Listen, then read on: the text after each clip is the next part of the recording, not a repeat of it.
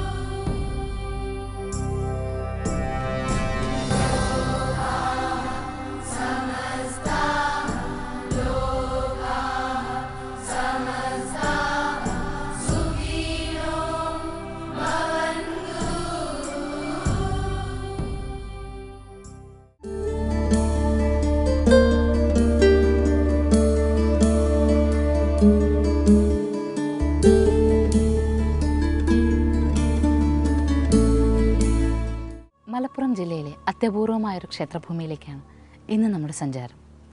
ഉത്തര മലബാറിൻ്റെതായ വഴികൾ, ഇടനാഴികൾ, മരങ്ങൾ, ചെടികൾ, വള്ളികൾ നമ്മെ ക്ഷണിക്കുകയാണ് ഈ അത്യപൂർവ ദൃശ്യത്തെ കാണുവാൻ. അക്ഷരാർത്ഥത്തിൽ അത്യപൂർവതയാണ് ക്ഷേത്രത്തിൻ്റെ പ്രത്യേകത. ഇവിടെ ഗരുഡൻ കാവ് എന്നൊരു ക്ഷേത്രഭൂമിയുണ്ട്. ഒരു കാലത്തിൻ്റെ സാമൂഹ്യപരമായ എന്തോ ഒരു നവോത്ഥാന കാലഘട്ടത്തിൻ്റെ ചിഹ്നങ്ങളാണ് ഈ ഒരു ക്ഷേത്രഭൂമി സൂചിപ്പിക്കുന്നതെന്ന് തോന്നുന്നു. ശ്രീരാമൻ പ്രധാന ദേവനായിരിക്കുന്ന ക്ഷേത്രഭൂമിയിൽ ഹനുമാനെ ആരാധിക്കുന്നു, അല്ലെങ്കിൽ ഹനുമാൻ കാവ് എന്ന പേരിൽ ആ ക്ഷേത്രം പ്രസിദ്ധി ആർജിക്കുന്നു. ഇവിടെ ഇതാ മഹാവിഷ്ണു ചൈതന്യം നിലകൊള്ളുന്നൊരു ക്ഷേത്രഭൂമിയിൽ മഹാവിഷ്ണുവിൻ്റെ വാഹനമായ ഗരുഡന് പ്രാധാന്യം ലഭിക്കുകയും ഗരുഡൻ ഏറെ ആരാധിക്കപ്പെടുകയും ചെയ്യുന്നു. അങ്ങനെ ക്ഷേത്രം ഗരുഡൻ കാവായി അറിയപ്പെടുന്നു. ഈ ഗ്രാമത്തിൻ്റെ പേര് വെള്ളാമശ്ശേരി എന്നാണ്. ഈ ഗ്രാമത്തിൻ്റെ പേരിനും ക്ഷേത്രത്തിൻ്റെ ഐതിഹ്യത്തിനുമൊക്കെ വളരെയേറെ ബന്ധമുണ്ട്. ഏതായാലും ഗരുഡൻ കാവിലേക്ക് ചെന്ന് ഗരുഡൻ കാവിൻ്റെ കാഴ്ചകൾ കണ്ട് ഐതിഹ്യത്തെക്കുറിച്ച് കൂടുതൽ പറയുന്നതായിരിക്കും ഉചിതം. സ്വാഗതം.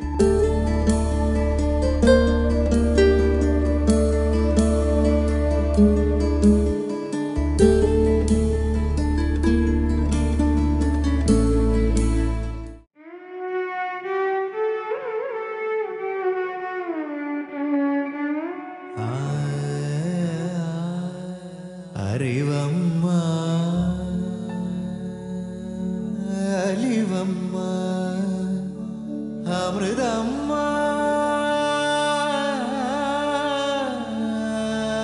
അഖിലം നീ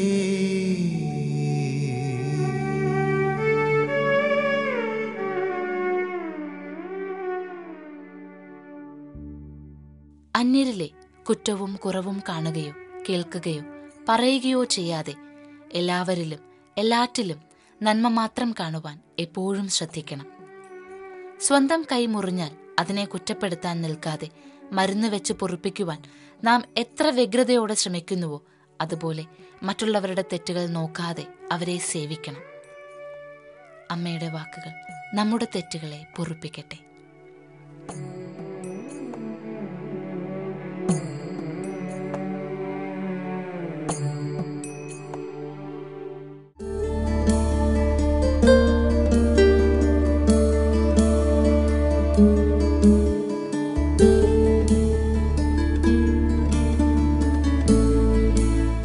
ഖ്യാതി ഏറെയുണ്ട് എങ്കിലും കാഴ്ചയിൽ വളരെ ചെറുതായ ക്ഷേത്രം. പഴമയുടെ ലക്ഷണത്തിനേക്കാളേറെ പുനരുദ്ധാരണ പ്രവർത്തനത്തിൻ്റെ പുതുകാലത്തിൻ്റെ മുദ്രകൾ ചൂടി നിൽക്കുന്ന ക്ഷേത്രം. അതാണ് യഥാർത്ഥത്തിൽ നാം തിരഞ്ഞു വന്ന വെള്ളാമശ്ശേരിയിലെ ഗരുഡൻ കാവിൻ്റെ ആദ്യത്തെ കാഴ്ച നമുക്ക് നൽകുന്നത്. എന്നാൽ ഏറെ വർഷത്തെ പഴക്കത്തിൻ്റെ ചരിത്രവും വിശ്വാസവും ഐതിഹ്യവും ഇവിടെ ഉറഞ്ഞുകിടക്കുന്നു എന്ന് അതിനെക്കുറിച്ച് കൂടുതൽ പഠനം നടത്തുമ്പോൾ മനസ്സിലാക്കുവാനാകുന്നു. വെള്ളാമശ്ശേരിയിലെ ഗരുഡൻകാവ്, ഇതിൻ്റെ ഐതിഹ്യം. ക്ഷേത്രഭൂമിക്കകത്തേക്ക് ഗോപുരവാതിൽ കടന്നു വന്നാൽ നാം കാണുന്നത് നേരെ തന്നെ ശ്രീകോവിലേക്ക് കടക്കുവാനുള്ള പ്രവേശന കവാടമാണ്. മറ്റൊരു തരത്തിലുള്ള കാഴ്ചകൾ നാം കാണുന്നില്ല. ചെറിയൊരു ബലിക്കല്ലും കാണുന്നു. ഇത്രമാത്രം കാഴ്ചകൾ കണ്ടുകൊണ്ട് എന്നാൽ അകത്തേക്ക്, നാലമ്പലത്തിനകത്തേക്ക് കടക്കുകയും ഐതിഹ്യം മനസ്സിലാക്കുകയും ചെയ്യാൻ നമുക്ക് ആദ്യം.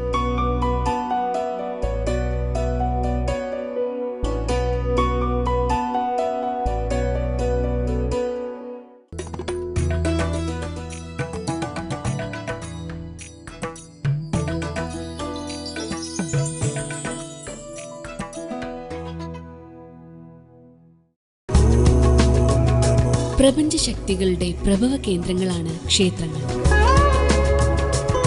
ക്ഷേത്രദർശനം ശരീരത്തിനെ ഊർജ്ജസ്വലമാക്കുന്നു, മനസ്സിനെ നിർമ്മലമാക്കുന്നു. ഓരോ ദേശത്തിന്റെയും സംസ്കാരത്തിന്റെയും ജീവിത രീതികളുടെയും അടിത്തറയാണ് ക്ഷേത്രങ്ങൾ. ക്ഷേത്രാചാരങ്ങളും ഐതിഹ്യങ്ങളും വിശ്വാസങ്ങളും അറിഞ്ഞുകൊണ്ട് പുണ്യവീഥികളിലൂടെ ഒരു പ്രദക്ഷിണം. എല്ലാ ഞായറാഴ്ചയും രാവിലെ 7 മണിക്ക് പ്രദക്ഷിണം.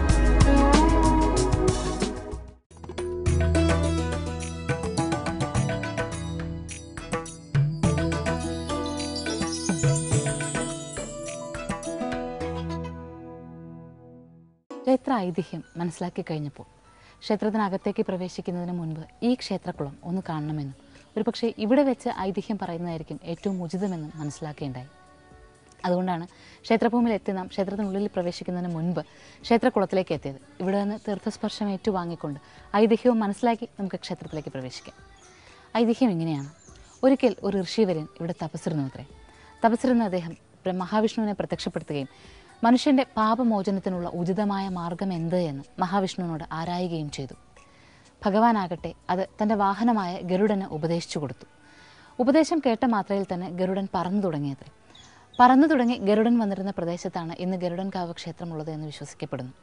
പിന്നീട് ആ ഒരു ബ്രാഹ്മണന് മുന്നിൽ അല്ലെങ്കിൽ ആ ഋഷിവര്യന് മുന്നിൽ ഭഗവാൻ പ്രത്യക്ഷപ്പെട്ട സ്ഥലത്തും ഒരു ക്ഷേത്രമുണ്ടായി എന്നും പറയുന്നുണ്ട്. വെട്ടത്ത് രാജാവാണ് ക്ഷേത്രം പണികഴിപ്പിച്ചത് എന്ന കാര്യത്തിൽ മാത്രം തർക്കമില്ല. ഇതാണ് പൊതുവെ ഈ ഒരു ഗ്രാമത്തിൽ പറഞ്ഞു കേൾക്കാറുള്ള ഐതിഹ്യമെങ്കിലും ആധികാരികമായ കുറച്ചുകൂടി ഭക്തിക്ക് ഉണർവ് നൽകുന്ന ഒന്നുകൂടി പ്രാധാന്യം കൊടുക്കേണ്ട മറ്റൊരു ഐതിഹ്യം കൂടി ഈ ക്ഷേത്രഭൂമിക്കുണ്ട്. അതാണ് യഥാർത്ഥത്തിൽ പറയേണ്ടതും പുതിയ തലമുറ അറിയേണ്ടതും. ഒരിക്കൽ പെരുന്തച്ചൻ വെട്ടത്ത് രാജാവിൻ്റെ സദസ്സിലെത്തി. അദ്ദേഹത്തിൻ്റെ കയ്യിൽ അദ്ദേഹം ഉണ്ടാക്കിയ ഒരു വിഗ്രഹമുണ്ടായിരുന്നു. പക്ഷിരാജാവിൻ്റെതായിരുന്നു ആ വിഗ്രഹം. വിഗ്രഹം രാജാവിന് കൊടുത്തപ്പോൾ രാജാവ് ആ വിഗ്രഹത്തിന് ജീവനുള്ളതുപോലെ തോന്നുകയും യഥാർത്ഥത്തിൽ ഇതിന് ജീവൻ ഉണ്ടായിരുന്നുവെങ്കിൽ എത്ര നന്നായിരുന്നു എന്ന് പറയുകയും ചെയ്തു. അത് കഴിഞ്ഞപ്പോൾ രാജാവിൻ്റെ ആ ആഗ്രഹം ആവശ്യമായി മാറുകയും പെരുന്തച്ചനോട് അത് ആവശ്യപ്പെടുകയും ചെയ്തു. പെരുന്തച്ചൻ പറഞ്ഞത് മറ്റൊന്നുമായിരുന്നില്ല. തീർച്ചയായും ഈ വിഗ്രഹത്തിന് ജീവൻ വരുവാൻ വലിയ പ്രയാസമൊന്നുമില്ല. പതിവ്രതയായ ഒരു സ്ത്രീയുടെ സ്പർശമേറ്റാൽ മാത്രം മതിയെന്ന്. ഉടനെ തന്നെ രാജാവ് തൻ്റെ രാജ്ഞിയെ വിളിക്കുകയും പക്ഷിയെ സ്പർശിക്കുവാൻ പറയുകയും ചെയ്തു. വിഗ്രഹത്തിൽ സ്പർശിക്കുവാൻ പറയുകയും ചെയ്തു. പക്ഷേ രാജ്ഞിയെന്നല്ല, ആ കൊട്ടാരത്തിലെ ഏതൊക്കെ സ്ത്രീകൾ സ്പർശിച്ചിട്ടും പക്ഷിക്ക് ജീവനുണ്ടായില്ല. ഈ സമയം പെരുന്തച്ചൻ തൻ്റെ പത്നിയെ വിളിപ്പിക്കുവാനായി രാജഭടന്മാരെ അയച്ചു. ഈ സമയം പത്നിയാകട്ടെ ഗൃഹത്തിൽ വെള്ളം കോരിക്കൊണ്ടിരിക്കുകയായിരുന്നു. ഭർത്താവ് തന്നെ വിളിക്കുന്നു എന്ന് കേട്ട മാത്രയിൽ തന്നെ പതിവ്രതയായ ആ സ്ത്രീ വളയും കയറുമൊക്കെ ഉപേക്ഷിച്ച് ഓടി കൊട്ടാരത്തിലേക്ക് വരികയും പക്ഷിയെ സ്പർശിക്കുകയും ചെയ്തു. സ്പർശിച്ച മാത്രയിൽ തന്നെ പക്ഷിരാജാവിന് ജീവൻ വെച്ചു. ജീവൻ വെച്ച പക്ഷിരാജാവ് പറന്നു തുടങ്ങി കുറേ ദൂരം വന്നപ്പോഴേക്കും ഒരു വലിയ കുളം കാണുകയും ആ കുളത്തിന് കരയിൽ ഒരു വെളുത്ത ആമയെ കാണുകയും ചെയ്തു. വെള്ളാമയെ കണ്ടപ്പോൾ അത് മഹാവിഷ്ണു ചൈതന്യമാണെന്നും കൂർമ്മ അവതാരത്തിൻ്റെ അംശം ഇവിടെ ഉണ്ട് എന്ന് മനസ്സിലാക്കുകയും ചെയ്ത ഗരുഡൻ ആ പ്രദേശത്തേക്ക് പറന്നിറങ്ങി. പറന്ന ഗരുഡനെ പിന്തുടർന്ന് വന്ന രാജാവ് പെരുന്തച്ചനുമെല്ലാം ഇവിടേക്ക് എത്തുകയും ഗരുഡൻ ഇരുന്ന പ്രദേശത്ത് മഹാവിഷ്ണുവിന് ക്ഷേത്രം നിർമ്മിക്കാൻ തീരുമാനിക്കുകയും ഒപ്പം ഗരുഡന് പ്രതിഷ്ഠ ഇവിടെ വെക്കുകയും ചെയ്തു. അങ്ങനെയാണ് ഇവിടെ ഗരുഡൻകാവ് ഉണ്ടായി വന്നത്. 2 ഐതിഹ്യം പറയുമ്പോഴും ഈ ക്ഷേത്രക്കുളത്തിന് വളരെ പ്രാധാന്യമുണ്ട്. കാരണം ഗരുഡൻ വെളുത്ത ആമയെ കണ്ടത് ഈ കുളത്തിൽ വെച്ചാണ്. ഈ കുളത്തിൽ വെളുത്താമയെ കണ്ടതുകൊണ്ടാണ് ഈ ദേശത്തിനാകെ വെളുത്താമശ്ശേരി എന്ന പേര് വന്നത്. അതുകൊണ്ട് തന്നെ വെളുത്താമശ്ശേരി എന്ന ഗ്രാമത്തിലെ ഗരുഡൻ കാവ് ഇവിടുത്തെ ഏറ്റവും പ്രധാനമായ ഗ്രാമത്തിൻ്റെ സിരാകേന്ദ്രമെന്നോ ഗ്രാമത്തിൻ്റെ മുഴുവൻ ചൈതന്യമെന്നോ വ്യക്തമായി വിശേഷിപ്പിക്കാവുന്ന ഒരു കാവ് തന്നെയാണ്.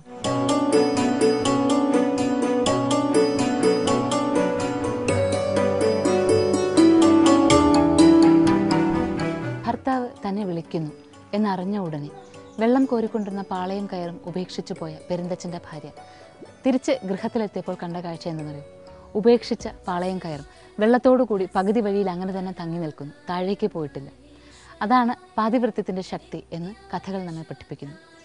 മനസ്സറിഞ്ഞ് ശുദ്ധമായ സ്നേഹം എപ്പോഴും ഈശ്വരാംശമുള്ളത് തന്നെയാണ് എന്ന് വേണം നമുക്ക് ഈ കഥയിൽ നിന്ന് അല്ലെങ്കിൽ ഈ ഐതിഹ്യത്തിൽ നിന്ന് മനസ്സിലാക്കാം.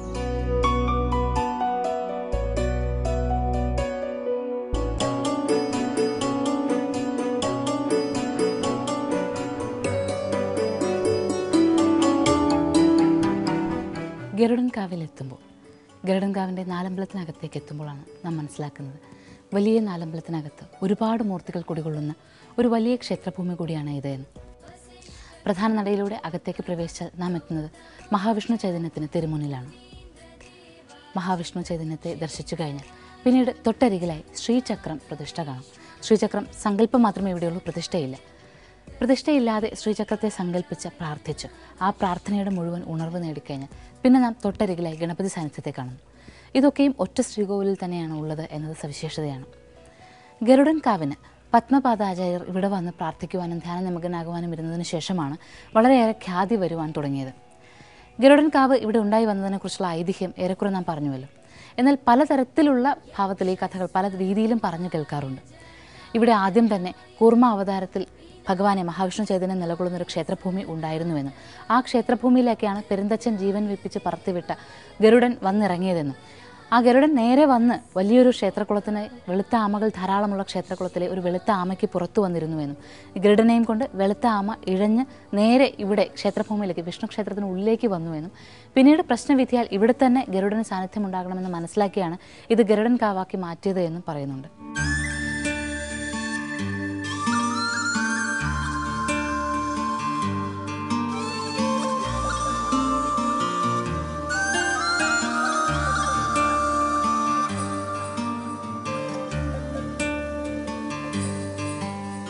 ചതുർബാഹുവായ മഹാവിഷ്ണുവാണ് ഇവിടെ പ്രതിഷ്ഠിക്കപ്പെട്ടിരിക്കുന്നത്.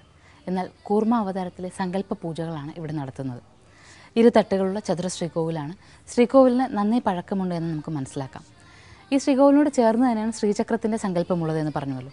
എന്നാൽ ഗണപതിക്ക് വേണ്ടിയിട്ടുള്ള ശ്രീകോവിൽ പിന്നീടൊരു കാലത്ത് ചേർത്തതാണോ എന്ന് സംശയം തോന്നത്തക്ക രീതിയിൽ ഒരല്പം മാറി നിൽക്കുന്നു. പ്രതിഷ്ഠയുടെ രീതിയിൽ നിന്ന് ആ പഴയ ശ്രീകോവിലിനോട് ചേർന്ന് ഒന്ന് മാറി നിൽക്കുന്ന രീതിയിലാണ് കാണുന്നത്. കറുത്തെടുത്ത് മനക്കാർക്കായിരുന്നു അന്ന് തന്ത്രി ആയിട്ടുണ്ടായിരുന്നത്. തന്ത്രിയുടെ നിർദ്ദേശപ്രകാരമാണ് ഇവിടെ നേരെ ഈ ക്ഷേത്രത്തിന്, ഇപ്പോൾ മഹാവിഷ്ണു സാന്നിധ്യമുള്ള ക്ഷേത്രഭൂമിക്ക് പുറകിലായി ഗരുഡൻകാവ് പ്രതിഷ്ഠിക്കുവാൻ തുടങ്ങിയത് അല്ലെങ്കിൽ പ്രതിഷ്ഠിക്കുവാൻ തീരുമാനിച്ചത്. ഏതായാലും മഹാവിഷ്ണു ക്ഷേത്രഭൂമിയിലെത്തിയാൽ തൊട്ടരികിലായി പിന്നീടൊരു കാലത്ത് ശങ്കരനാരായണ പ്രതിഷ്ഠയും ശിവന് സാന്നിധ്യവും പരിവാര സമേതമുള്ള പ്രതിഷ്ഠയും നടത്തുകയുണ്ടായി. അതുകൊണ്ട് ഈ ക്ഷേത്രഭൂമിയിൽ ഇപ്പോഴെത്തിയാൽ മഹാവിഷ്ണു ദർശനം നമുക്ക് ലഭിക്കുന്നു, മഹാഗണപതി സാന്നിധ്യമുണ്ട്, ശങ്കരനാരായണ ദർശനവും ശിവദർശനവും ഒരുമിച്ച് നടത്താമെന്നുള്ള വലിയ പ്രത്യേകതയുണ്ട്. ഇതാണ് പ്രധാന ശ്രീകോവിൽ ആദ്യം തന്നെ എത്തിയാൽ നമുക്ക് ആദ്യം തന്നെ ദർശിക്കുവാനുള്ള ഈശ്വരമൂർത്തികൾ. എന്നാൽ ഗരുഡൻകാവ് എന്ന പേരിന് കാരണമായ ഗരുഡമൂർത്തിക്കരികിലേക്കാണ് ഇനി നാം ചെല്ലുന്നത്.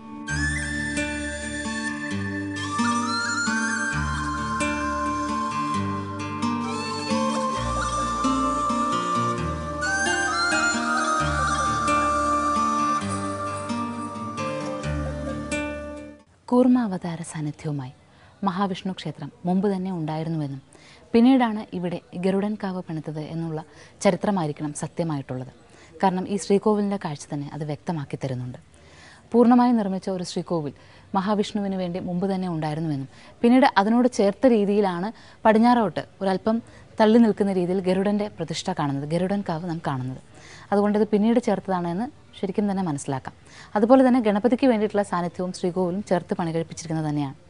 ശങ്കരനാരായണ സാന്നിധ്യവും ശിവസാന്നിധ്യവുമുള്ള ശ്രീകോവിലുകൾ രണ്ടും പിന്നീടൊരു കാലത്തിൻ്റേതാണെന്ന് വ്യക്തമായി മനസ്സിലാക്കുന്ന രീതിയിലാണ് അതിൻ്റെ ഒരു നിർമ്മാണ രീതികൾ കാണിക്കുന്നത്. ഇനി നമുക്ക് ഗരുഡൻകാവിൻ്റെ സവിശേഷത പറയാം. സർപ്പദോഷം പൂർണ്ണമായും അകറ്റുന്നതിന് ഭക്തരെത്തി പ്രാർത്ഥിക്കുന്നത് ഈ ഗരുഡൻകാവിലാണ്. സർപ്പശത്രുവാണ് ഗരുഡൻ എന്നാണ് വിശ്വാസം. പക്ഷേ അവിടെ സർപ്പദോഷം തീരുവാനുള്ള പ്രാർത്ഥന എന്ന് പറയുന്നത് ഒരു അത്യപൂർവമായ അവസ്ഥയാണ്. അങ്ങനെ ഏറെ അപൂർവതകൾ ചേർന്ന ഗരുഡൻകാവിൽ സവിശേഷമായ ചില ആചാരങ്ങളും വഴിപാടുകളുമുണ്ട്. അതെന്തൊക്കെയെന്ന് നോക്കാം. ഗരുഡ പ്രതിഷ്ഠയ്ക്ക് ഇടത്തോട്ട് മാറി മറ്റു രണ്ട് പ്രതിഷ്ഠകൾ കാണാം. അത് വേട്ടക്കരൻ്റെയും കാർത്തിവീരാർജുനൻ്റെയുമാണ്. ഇത് രണ്ടും അപൂർവതകൾ തന്നെ. മറ്റ് ക്ഷേത്രങ്ങളിൽ പറഞ്ഞു കേട്ടിട്ടില്ലാത്തൊരു പ്രതിഷ്ഠാ രീതിയാണ് കാർത്തികവീരാർജുനന്. അതിവിടെയുണ്ട് എന്നുള്ളതും ഗരുഡൻ കാവിൻ്റെ പ്രത്യേകതയായി എടുത്തു പറയുമ്പോൾ സർപ്പദോഷം തീർക്കുവാനുള്ള പ്രാർത്ഥന, അതുമാത്രമല്ല പക്ഷിപീഠ എന്ന ശിശുക്കളെ ബാധിക്കുന്ന അവസ്ഥ അത് മാറുന്നതിനും ഇവിടെ ഏറെ പ്രാർത്ഥനകൾ നടത്താറുണ്ട്. ശിശുരോഗങ്ങൾ, ശിശുവിൻ്റെ ആരോഗ്യം സംരക്ഷിക്കുന്നതിന് വേണ്ടിയുള്ള പ്രാർത്ഥനകളെല്ലാം ഗരുഡൻ കാവിൽ ഗരുഡപ്രതിഷ്ഠയ്ക്ക് മുന്നിലാണ് നടത്തുന്നത്. ത്വക്ക് രോഗങ്ങൾ, പാണ്ഡുരോഗങ്ങൾ അങ്ങനെയുള്ളതെല്ലാം മാറുന്നതിന് വേണ്ടിയിട്ടുള്ള പ്രാർത്ഥനകളും ഇവിടെ നടക്കാറുണ്ട്. സർപ്പരൂപങ്ങൾ നടക്കി വയ്ക്കുക, പക്ഷിരൂപം നടക്കി വയ്ക്കുക, അതൊക്കെ പക്ഷിരാജാവിൻ്റെ മുന്നിലെ പ്രാർത്ഥനയുടെ പ്രത്യേകതയാണ്. ഈ ശ്രീകോവിലിന് മുന്നിൽ എത്തിയാൽ നമുക്ക് കാണാം വലിയൊരു താലത്തിൽ ധാരാളം നാഗരൂപങ്ങൾ നിൽക്കുന്നത്. അതിന് ഇടയിലായി 1-2 പക്ഷിരൂപങ്ങളും കാണാം. അതുപോലെ തന്നെ ചേന വഴിപാടായി സമർപ്പിച്ചിരിക്കുന്നത് കാണാം. ചേന ഇങ്ങനെ വഴിപാടായി സമർപ്പിക്കുന്നത് ത്വക്ക് രോഗങ്ങൾ മാറാനാണ്.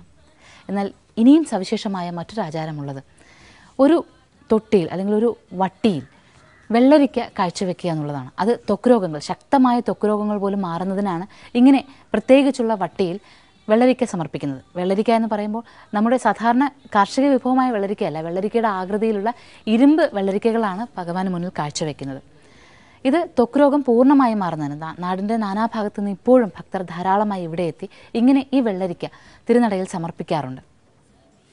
പിന്നെ കർഷകർ തങ്ങളുടെ കാർഷിക വിളകൾ പക്ഷികളോ മറ്റു മൃഗങ്ങളോ ആക്രമിക്കാതിരിക്കുവാൻ വേണ്ടി പ്രാർത്ഥിക്കുന്നതും ഇതേ പക്ഷിരാജാവിന് മുന്നിൽ തന്നെ. അങ്ങനെ പ്രകൃതിയുമായി സമരസപ്പെട്ടു പോകുന്ന ജീവിതത്തിൻ്റെ എല്ലാ താളവും എല്ലാ ലയവും നമുക്ക് ഇവിടെ എത്തിയാൽ കാണുവാനും അറിയുവാനുമാകും.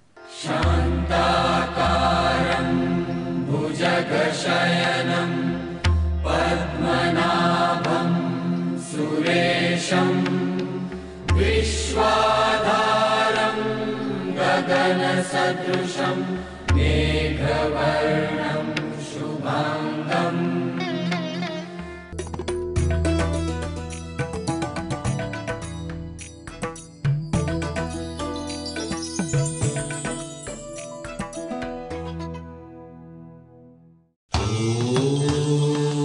നാമജപത്തിന്റെ ഐശ്വര്യവുമായി ഭഗവതി ഹേശിതി കണ്ഠ കുടുംബിനി ഭൂരി കുടുംബിനി ഭൂരി കൃതേ.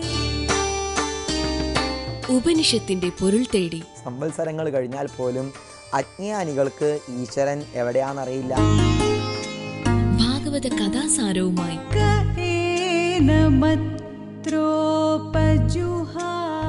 ഭഗം എന്ന് പറയുന്ന ഗുണമുള്ള ഈശ്വരൻ ഈ കാണുന്ന പ്രപഞ്ചത്തെ മുഴുവനും സൃഷ്ടിച്ചു. ഈശ്വര സന്നിധിയിൽ 1000 ദീപങ്ങൾ ഒഴിഞ്ഞ പുണ്യവുമായി നിങ്ങളുടെ സന്ധ്യാനേരങ്ങളെ ഭക്തിയുടെ നൈർമല്യതയിലേക്ക് കൈപിടിച്ചുയർത്തുന്നു സന്ധ്യാദീപം. ദിവസവും വൈകുന്നേരം 6:30.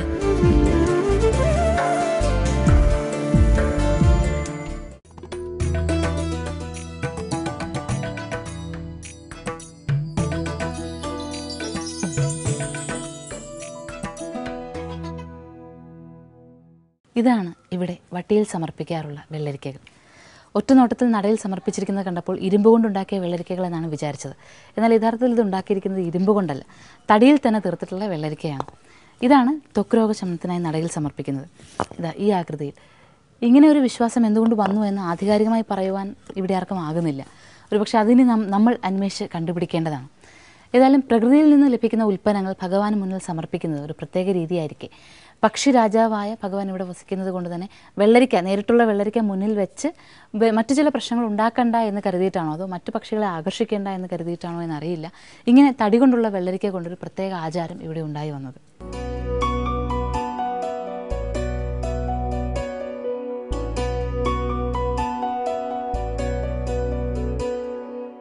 സർപ്പദോഷമുള്ളവർ ഇവിടെ എത്തി ഗരുഡ പഞ്ചാക്ഷരി മന്ത്രം തീർത്ഥം സേവിച്ച മുഴുവൻ സർപ്പദോഷങ്ങളും ഇല്ലാതെയാകുന്നു. അതുമാത്രമല്ല, സർപ്പദോഷവുമായി ബന്ധപ്പെട്ട് ഇവിടുത്തെ അരയാലിന് വലിയൊരു പ്രാധാന്യമുണ്ട്. കടുത്ത സർപ്പദോഷമുള്ളവർ ജീവനോടെ ഒരു പാമ്പിനെ പിടിച്ച് കുടത്തിലാക്കി അതിൻ്റെ വായ് മൂടിക്കെട്ടി ഇവിടെ കൊണ്ടുവന്ന് ഈ അരയാലിൻ്റെ ചുവട്ടിൽ ഉപേക്ഷിക്കുകയോ അല്ലെങ്കിൽ ഇവിടെ നിന്ന് അകത്തേക്ക്, ഗോപുരത്തിൻ്റെ അവിടെ നിന്ന് അകത്തേക്ക് ക്ഷേത്രത്തിലേക്ക് വലിച്ചെറിയുകയോ ചെയ്യും. ഇങ്ങനെ വലിച്ചെറിയുമ്പോൾ കുടമുടയുകയും അതിനുള്ളിലെ പാമ്പ് പത്തി വിടർത്തി നിൽക്കുകയും ചെയ്യും. സർപ്പം ഇങ്ങനെ പണം നിർത്തി നിൽക്കുന്ന സമയത്ത് ശാന്തിക്കാരൻ ഉള്ളിൽ നിന്ന് ഗരുഡ പഞ്ചാക്ഷരി മന്ത്രം തീർത്ഥം കൊണ്ടുവന്ന് തളിക്കുകയും അപ്പോൾ തന്നെ സർപ്പം പണം ഒക്കെ അടക്കി തെക്കോട്ടേക്ക് ഇഴഞ്ഞു പോവുകയും ചെയ്യും. പിന്നീട് ആ സർപ്പത്തെ ആരും തന്നെ കാണുകയില്ല. ആ സർപ്പം ഗരുഡന് ഭക്ഷണമായി തീർന്നു എന്നാണ് വിശ്വാസം. ഇങ്ങനെ ധാരാളം പേർ ഇവിടെ വന്ന് ജീവനോടെ തന്നെ നാഗങ്ങളെ ഉപേക്ഷിച്ച് ഈ അരയാലിന് ചുവട്ടിൽ നാഗങ്ങളെ ഉപേക്ഷിച്ച് പോകുന്ന രീതിയും ഉണ്ടായിരുന്നു. സർപ്പങ്ങളെ കൊണ്ട് ശല്യങ്ങൾ ഏറെയുള്ളവർ അല്ലെങ്കിൽ സർപ്പശല്യം സർപ്പദോഷം ഏറെയുള്ളവർ ഇങ്ങനെ നാഗങ്ങളെ ഇവിടെ കൊണ്ടൊന്ന് ഉപേക്ഷിച്ച് പോകുമ്പോൾ അവരുടെ സർപ്പദോഷം പൂർണ്ണമായി തീർന്നു എന്നാണ് വിശ്വാസം. ആ സർപ്പങ്ങളാകട്ടെ എല്ലാം ഗരുഡന് ഭക്ഷണമായി തീർന്നു എന്ന് വിശ്വസിക്കപ്പെടുമ്പോൾ അതിലൊരു സത്യം, അല്ലെങ്കിൽ അങ്ങനെ നാഗങ്ങൾ അപ്രത്യക്ഷമായി തന്നെ പോകുന്നു എന്ന് വിശ്വസിക്കാനൊരു കാരണമുണ്ട്. അങ്ങനെ പോയില്ലായിരുന്നുവെങ്കിൽ ഈ ഒരു പ്രദേശം മുഴുവനും വലിയൊരു നാഗക്കാടായി മാറുവാൻ, അത്രമാത്രം സർപ്പങ്ങളെ കൊണ്ട് നിറയുവാൻ പാകത്തിന് സർപ്പങ്ങളെ ഇവിടെ ഇങ്ങനെ സർപ്പദോഷമുള്ളവർ കൊണ്ട് സമർപ്പിച്ചിട്ടുണ്ട്. അതുകൊണ്ട് ഈ നാഗങ്ങൾ അപ്രത്യക്ഷമായില്ല എങ്കിൽ പിന്നെ അത് എവിടെ പോയി എന്നുള്ളത് വലിയൊരു ചോദ്യമായി മാറുകയും ചെയ്യുന്നു. ഏതായാലും സർപ്പദോഷം തീരുക എന്നുള്ളത് പലരെയും അലട്ടുന്നൊരു വലിയ പ്രശ്നമാണ് സർപ്പദോഷം. ഇവിടെ ഇതാ ഒരു ആശ്വാസം ഉണ്ടാകുന്നു. ഇവിടെ വന്ന് പ്രാർത്ഥിച്ചാൽ, ഇവിടെ വന്ന് ഭജനം പാർത്താൽ, ഇവിടുത്തെ എണ്ണ പുരട്ടിയാൽ, ഇവിടുത്തെ മഞ്ഞപ്പായസം ഭക്ഷിച്ചാൽ, പ്രസാദം എടുത്താൽ ഒക്കെ സർപ്പദോഷം പൂർണ്ണമായും ഇല്ലാതെയാകും. അതുമാത്രമല്ല, വിഷം തീണ്ടിയവർ ഇവിടെ വന്ന് സർപ്പവിഷം തീണ്ടിയവർ ഇവിടെ പ്രത്യേകിച്ച് ചികിത്സ ലഭിക്കുന്നു എന്നുള്ളതും, ഇവിടെ വന്ന് പ്രാർത്ഥിച്ചാൽ സർപ്പവിഷം പൂർണ്ണമായും ഇല്ലാതെയാകുന്നു എന്നുള്ളതും ഒക്കെ ഒരു വലിയ അത്ഭുതമായി തന്നെ നമുക്ക് എടുത്തു പറയാം.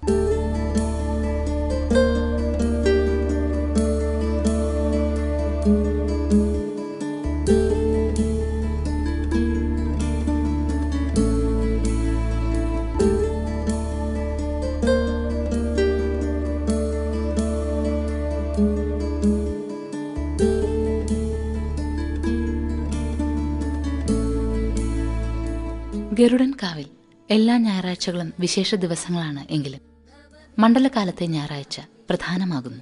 അതുപോലെ തന്നെ പ്രത്യേകതയുള്ളതാണ് ഇവിടുത്തെ പ്രസാദം, പ്രധാന നൈവേദ്യം. കേരളത്തിലെ ഒരു ക്ഷേത്രത്തിലുമില്ലാത്ത മഞ്ഞ പായസമാണ് ഇവിടുത്തെ പ്രധാന നൈവേദ്യം.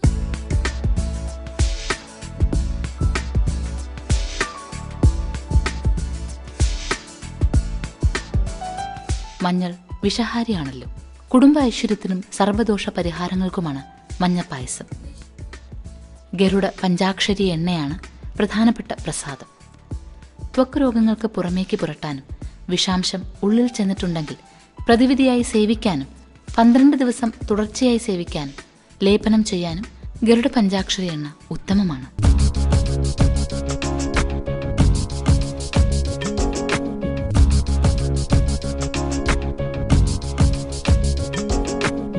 സർവാഭീഷ്ട സിദ്ധിക്കായി ഇളനീരും പഴവും വഴിപാട് നൽകുന്നത് ഇവിടെ പ്രസിദ്ധമാണ്.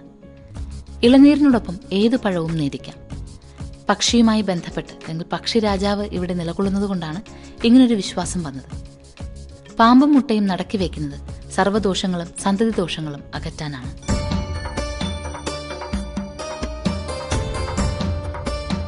ക്ഷേത്രപ്രവേശന വിളംബരത്തിന് മുമ്പും മണ്ഡലകാല ഞായറാഴ്ചകൾ അവർണ ജനതയ്ക്കായി തുറന്നുകൊടുത്തിരുന്നു എന്ന് ചരിത്രം പറയുന്നു.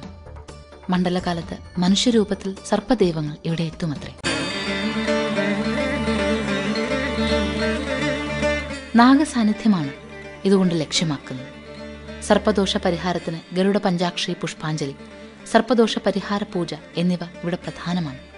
പാലും പൊടിയും നിവേദിക്കലും നാഗാരാധനയുമായി ബന്ധപ്പെട്ടു നിൽക്കുന്നു. വൃശ്ചികത്തിലെ മണ്ഡലകാലം ഗരുഡോത്സവമായി ആഘോഷിക്കുന്നു. മണ്ഡലം 41 കഴിഞ്ഞ് തുടർന്നുള്ള 2 ദിവസങ്ങളിൽ ശുദ്ധികലശം കഴിഞ്ഞ് വിഷ്ണുവിനെ എഴുന്നള്ളിക്കാറുണ്ട്.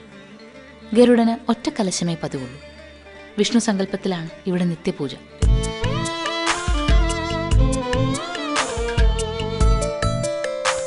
ഗരുഡന്റെ സ്വാമിയാണല്ലോ വിഷ്ണു. വിഷ്ണു അനന്തന്റെ പുറത്താണ് ശയിക്കുന്നത്. നാഗവുമായി ഇങ്ങനൊരു ബന്ധവും ക്ഷേത്രത്തിന് പറയാം.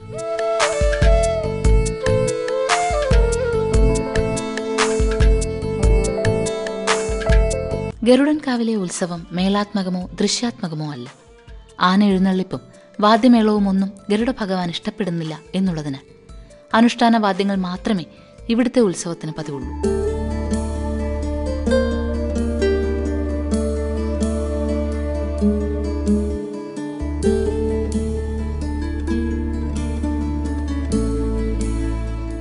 ഈ പറഞ്ഞതും അറിഞ്ഞതുമായ എല്ലാ വിശേഷങ്ങളും വൈവിധ്യങ്ങളും ഗരുഡൻ കാവിൻ്റെ വലിയ പ്രത്യേകതയാകുമ്പോൾ നാം അറിയുന്നു കേരളത്തിൻ്റെ വലിയ വലിയ പുതുമകൾ. പക്ഷിരാജാവിനെ ആരാധിക്കുന്ന, വാനരരാജാവിനെ, വാനരശ്രേഷ്ഠനെ ആരാധിക്കുന്ന ഒരു വലിയ സംസ്കാരം നമുക്കുണ്ടായിരുന്നുവെന്ന്, പ്രകൃതിയുമായി സമരസപ്പെട്ട് ജീവിച്ചിരുന്ന ആ ജീവിതകാലത്ത് പ്രപഞ്ചത്തിലെ എല്ലാ വസ്തുക്കളെയും ആരാധിക്കുവാനുള്ള ഒരു വലിയ മനസ്സ് നമുക്കുണ്ടായിരുന്നു. ആ വലിയ മനസ്സ് തിരിച്ചു കിട്ടുന്ന കാലത്താണ് ഇനി വീണ്ടും നമ്മുടെ ജീവിതം നിളാനദി പോലെ സുഗമമായി ഒഴുകുക. ഇന്നത്തെ നിളാനദി പോലെ അല്ല, വിശ്വാസങ്ങളിലെ നിളാനദി പോലെ. അങ്ങനെ ഒഴുകുന്നൊരു കാലത്തിന് വേണ്ടി കാത്തുകൊണ്ട് അതിനുള്ള പ്രേരണാ ഘടകമാകട്ടെ ഹനുമാൻ കാവും ഗരുഡൻ കാവും എന്ന് ആഗ്രഹിച്ചുകൊണ്ട് എല്ലാ നന്മകളും നേർന്നുകൊണ്ട് വിടവാങ്ങുന്നു. നമസ്കാരം.